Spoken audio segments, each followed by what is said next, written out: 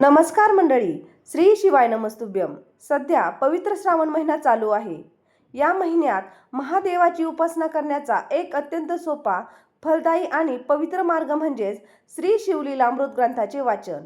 संपूर्ण ग्रंथ रोज वाचणे शक्य नसेल तर फक्त 11वा अध्याय वाचल्याने संपूर्ण ग्रंथाच्या वाचनाचे आणि अश्वमेध यज्ञाचे महापुण्य मिळते. शिवलीलामृताचा 11वा अध्याय संपूर्ण ग्रंथाचा आत्मा मानला जातो. याला रुद्राक्ष आणि भस्म महिमा असेही म्हणतात, कारण यामध्ये भगवान शंकरांना अत्यंत प्रिय असणाऱ्या भस्म, विभूती आणि रुद्राक्षाचे महत्त्व स्पष्ट केले आहे. 11व्या अध्यायात एक अत्यंत भावूक कथा आहे. एका व्याध्याने नकळतपणे शिवरात्रीच्या दिवशी भुकेलेला असताना बेलपत्राच्या झाडावर बसून खालील शिवलिंगावर बेलपत्र पाडली.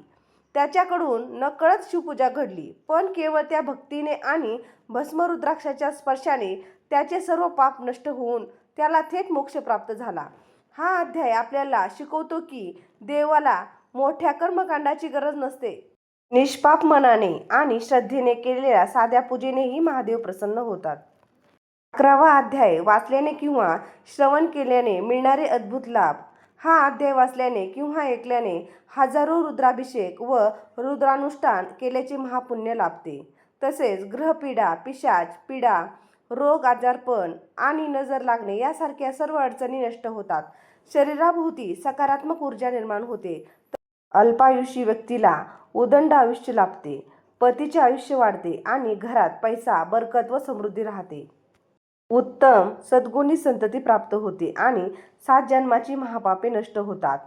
11व्या अध्यायाचे पठण किंवा श्रवण करताना अगरबत्ती अथवा धूप साचवून ती कपाळाला लावल्यास अडकलेली सर्व कामे दूर होतात.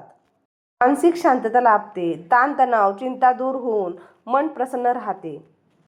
पठण कसे करावे? रोज सकाळी किंवा संध्याकाळी स्वच्छ होऊन देवापुढे दिवा लावून अत्यंत श्रद्धेने शिवलीलामृत ग्रंथाचे वाचन किंवा श्रवण करावे. मंडळी, सध्या श्रावण महिना चालू आहे, तर तुम्ही सर्वांनी या काळात कमीत कमी एकदा तरी शिवलीलामृत ग्रंथाचे पारायण नक्की करा किंवा 11वा अध्याय दररोज वाचा. प्रत्यक्ष शिवस्वरूप असलेला हा अध्याय तुमच्या सर्व अडचणी किंवा संकटातून मुक्ती देऊन मनोकामना पूर्ण करेल.